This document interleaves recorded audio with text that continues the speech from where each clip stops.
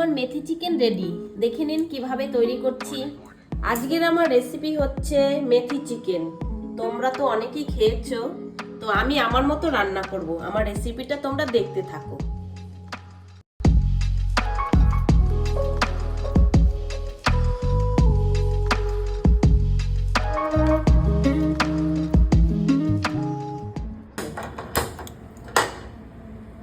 কড়াই গরম হয়ে গেছে, এখন দিয়ে দিচ্ছি আমি সর্ষের তেল, দিয়ে দিচ্ছি জিরে, আর দিয়ে দিচ্ছি দুটো শুকনো লঙ্কা, আর দিয়ে দিচ্ছি গোটা গরম মশলা, দিয়ে দিচ্ছি পেঁয়াজ কুচি, আর দিয়ে দিচ্ছি টমেটো কুচি। টমেটো ভাজা ভাজা হয়ে গেছে, এখন দিয়ে দিচ্ছি আদা আর রসুন বাটা, আর দিয়ে দিচ্ছি চেরা কাঁচা লঙ্কা ঝাল অনুসারে। আপনারা কমও দিতে পারেন বা বেশিও দিতে পারেন। মশলার মধ্যে দিয়ে দিচ্ছি জিরের গুঁড়ো, ধনের গুঁড়ো, লঙ্কার গুঁড়ো, দিয়ে দিচ্ছি স্বাদ অনুসারে লবণ। মশলাটাকে ভালো করে কষিয়ে নেবেন।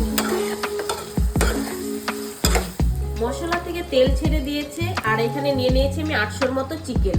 এখন চিকেনগুলো দিয়ে দিচ্ছি।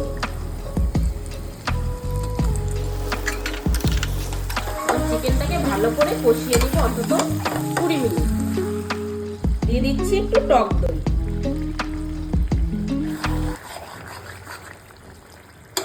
দিয়ে দিচ্ছি বাটার, আর এই যে মেথি শাকটাকে ভালো করে কেটে ধুয়ে নিয়েছি, আর এখন হালকা করে একটু ভেজে নেব।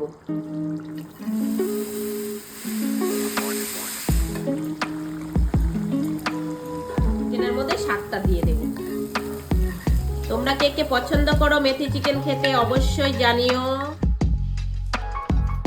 আর 10 মিনিট কষিয়ে তারপরে নামিয়ে নেব।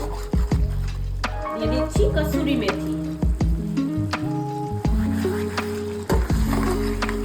আমি মেথি চিকেনে কিন্তু জল ইউজ করিনি। মাংস থেকে যেটা জল বেরিয়েছে আর মশলা থেকে যা কষেছে সেটা দিয়ে আমার চিকেন হয়ে গেছে রান্না।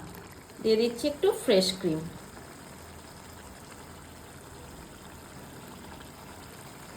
আমার মেথি চিকেন রেডি।